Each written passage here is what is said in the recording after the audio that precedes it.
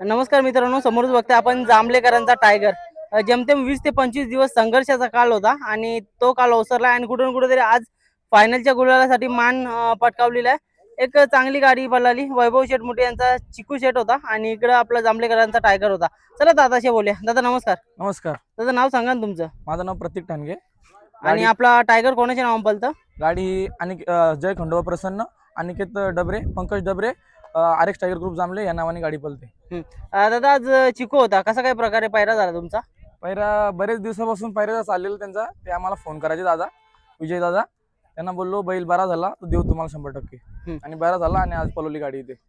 दादा बघायला गेलं तर जांभले गावचा टायगर एक मोठं नाव आणि खरोखर तो त्याच्या नावाप्रमाणे आज पळतोय आणि 3 फेऱ्याच्या मैदानाला देखील आज फायनल साठी पात्र ठरलेला आहे. आज काय अपेक्षा ठेवली तुम्ही?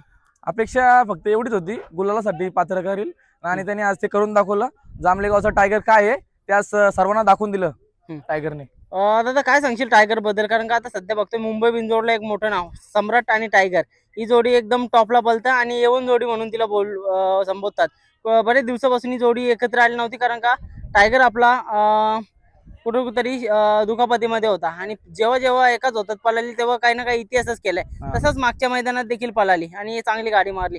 आज बघतोय की रिकवर झालाय. काय सांगाल त्याचा संघर्षाचा काल? संघर्ष म्हणजे खूप दिवस तो जखम बरीच होत नव्हती.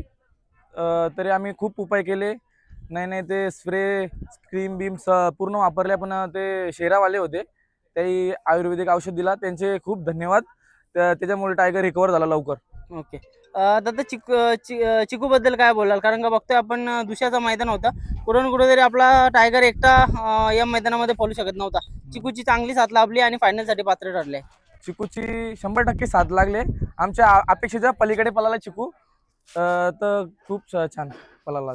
दादा नियोजन कोणी केलं जोडीचा? नियोजन मीच केलं आणि ते विजय दादा ते सतत कॉल करायचे टायगरची तब्येत काय बरी आहे काय विचारासाठी.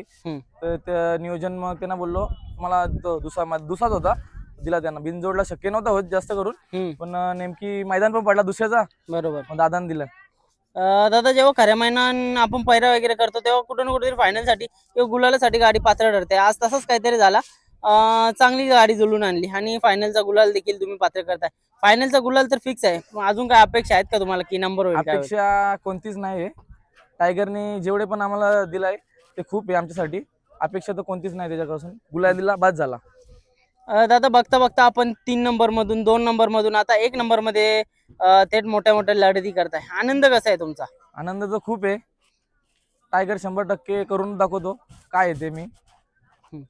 आणि दादा सम्राट आणि टायगरच्या जोडीबद्दल काय बोलाल तुम्ही? ती तर आमची A1 जोडी आहे. ती 100% करून दाखवते आणि आम्ही गाडी बोलून सांगून गाडी करतो. गाडी होणार 100%. ओके. दादा बघायला गेलं तर मोठ्या मोठ्या लढती या जोडीने केलेल्या आहेत. येणाऱ्या काळामध्ये काय अपेक्षा ठेवली या जोडीकडनं तुम्ही? येणाऱ्या अपेक्षा तर कोणत्याच नाही तो दादा सांगायचं. अपेक्षा टायगरने पूर्ण करून दिल्यात आणि सम्राटने देखील. आता कोणतीच अपेक्षा नाहीये.